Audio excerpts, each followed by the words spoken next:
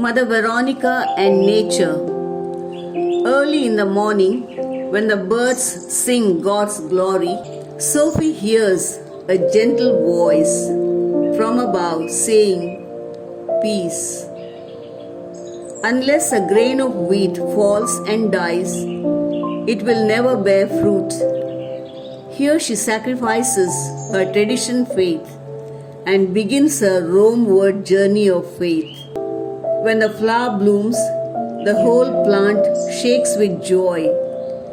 Sophie was shaken to bloom for Jesus forever. Mother Veronica is known and loved by her daughters of the Apostolic Carmel. She is alive with us as we venerate her with great joy and hope to be a saint.